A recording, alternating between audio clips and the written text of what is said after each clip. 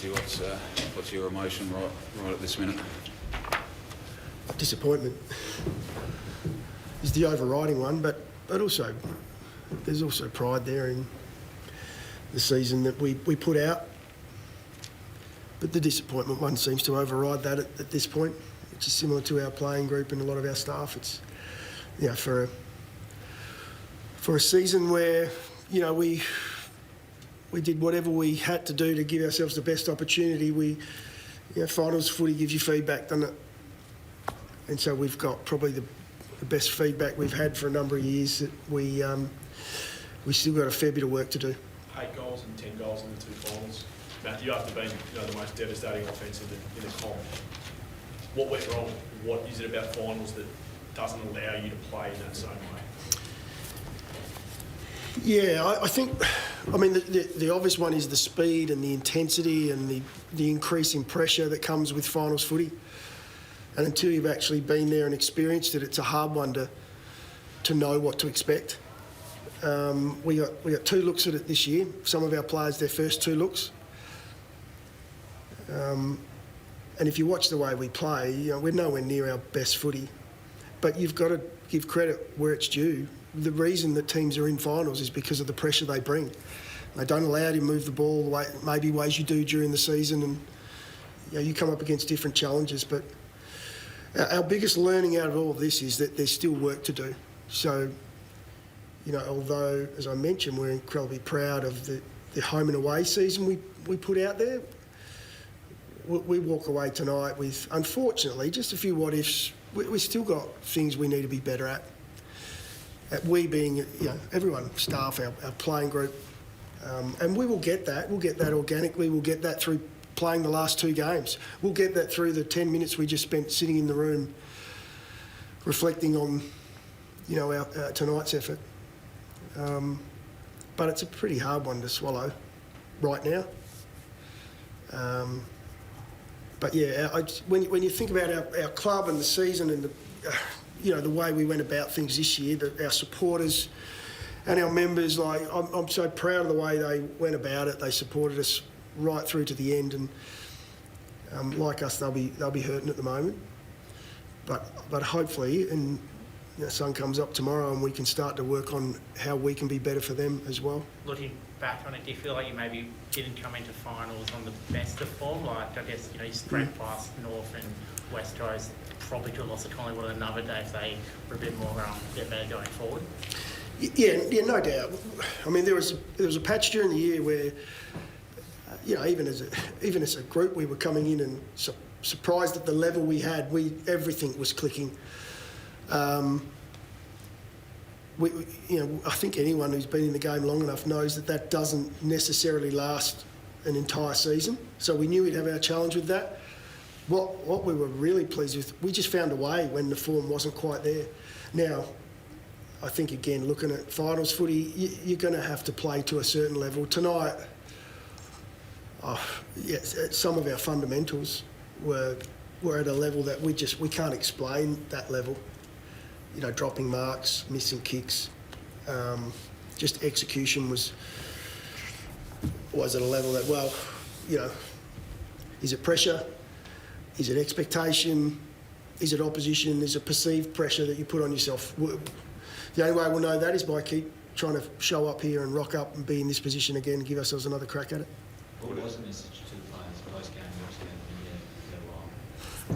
post-game? We discussed pretty much what we're talking through now. We just, you know, we talked about... I wanted to make sure our group knew that there were a lot of positives to come out of this season, but the reality of it is... and our players they agreed. You know, a few players spoke here and there, some of our more experienced. There's work to do. We've got a lot of work to do. They'll now need to take a break, so physically and mentally, you know, get away from it, refresh themselves up. But I haven't seen a group work as hard as we do. I know every coach probably says that, but I can tell you we don't leave anything to chance in an off-season or leading into, you know, us getting back into it. But our guys will go away with a scar there that's a pretty big one. It'll heal, but it hurts at the moment. and they'll know we've got to be better, and they'll want to be better. When you look at the journey that you're on, Brisbane, the team that you kind of modelled the rebuild on so closely, their first finals campaign in 2019 was a straight sets exit. Do you feel like you're on the right path like they were and able to, then turn that disappointment into sustained, finals contention and process success? Yeah, unfortunately we know Brisbane's journey too well, and we knew that coming in. I mean, we went from 15th to 1st in a year. Brizzy did something very similar. I think they got to 2nd from maybe 16th. So we knew it was going to be a challenge for us. Were we confident that we had the grit? Yeah. We were confident that our guys, if they'd brought their best, that we would have an opportunity at it. But we also understood the pressure that comes with finals footy. So we knew it was going to be a big challenge for us. The ranking situation, just externally, it felt like, the club's been on the record, your CEO's been on the record saying it probably just went on for a bit too long. So it seemed like it had an effect on the club, on the club as a whole administratively. Are you able to talk about now that you're out, did it weigh on the team? Did it weigh on you and your job as coach? No. I mean, we won't ever know, will we? What it did do, it changed the dynamic of our group. I mean, Isaac is, and this is my opinion, I think he's one of the best players in the game. So I think if any team lose their best player, then it becomes quite a challenge to replace that. I think, some of our guys, our younger guys, stepped up and showed that they can play at the level, but the challenge we had was sort of filling that void that Isaac's had there for us all year. That's purely on field. I don't feel like it affected us away from footy. But yeah, if we could have Isaac Rankin in for the last couple of games, I'm pretty sure we'd take that. Did that have a personal toll on him? Do you think we have to look out for him during the off-season as coach? 100%. We will, as we mentioned, out of things like that, we want to make sure we look after everyone that may have been affected by that, and Isaac front and square on that. As much as I can be there for him, or we can be there for him, we will be there for him to make sure what he's gone through, that he's actually okay, and others. Josh Michelle's a player who can provide a similar spark, albeit younger. If you had your time again, would you have started him, or was he just maybe not ready for that? In hindsight, it's easy to say we would have done this and we would have done that, but we've, 10 weeks out of the game is a big ask. We got Joshy on at half time. We felt like the game needed to change. I don't think everyone would have felt that. And probably, unfortunately, it's a big ask for someone like Josh. I mentioned it pre-game, he's done an unbelievable job to even get himself back to play this year. He's a pro. He was hungry to come in and try and help, but give some of the best players in the game after 10 weeks out are going to really struggle with that. So that wasn't necessarily the difference tonight. We unfortunately were beaten by a better team tonight that were ready for that pressure. In fact, they brought it when we didn't hold up. What is it about the Hawks that makes them such a difficult team to play against? Oh, they bring energy. I think they can beat anyone in the comp. This is the interesting part about this final series, and without taking anything away from our season, we finished minor premiers. There were probably 5, 6, 7 teams that could have done it, if things finished off well at the end of the year. Now, we did a fantastic job of being able to do that. And in the end, Hawthorn sort of found themselves scraping in. They're as good as any team in the competition. We've got no doubt about that. That's not taken away from any of the other sides. So, to come from 8th or 7th or 6th this year is not going to be anything that surprises anyone, I wouldn't have thought, anyone who understands footy. There are some very, very good sides that are going to battle it out. And they've got as much chance of any team at the moment, being able to play in Melbourne. So how do you kind of judge the season, and do you look at it as a success then, given what you said before, or, yeah? Without using a word, I think any team that's going to go from 15th to 1st, you've got some stuff right. We're really confident on what we're doing and what we're building. You mentioned Brisbane before. If we can be compared to them at any point, maybe across their journey, I think we're in a pretty good position. And that's what we're really proud of, is what we're actually building. It's not so much just the last 12 months we're proud of.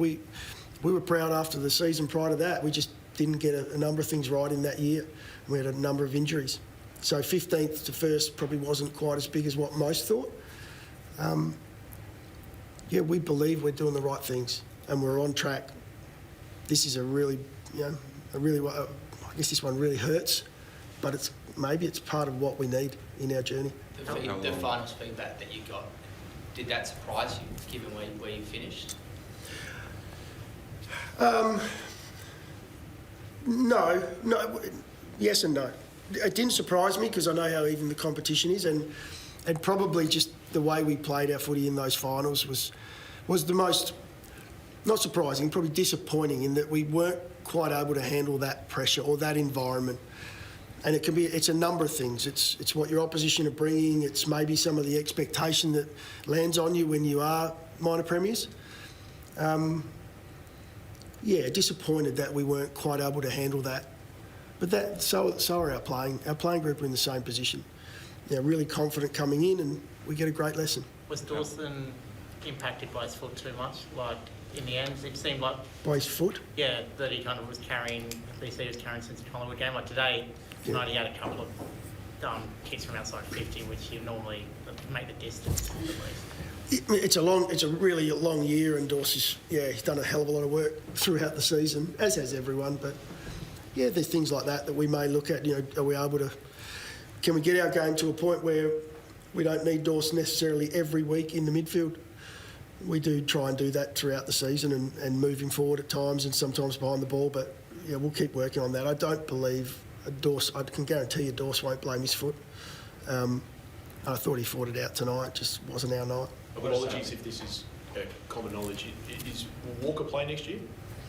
We don't actually know. That'll work through over the coming weeks. We'll sit down with Tex and a few others and just talk through what it looks like. Do you have an opinion on that? I love the Texan.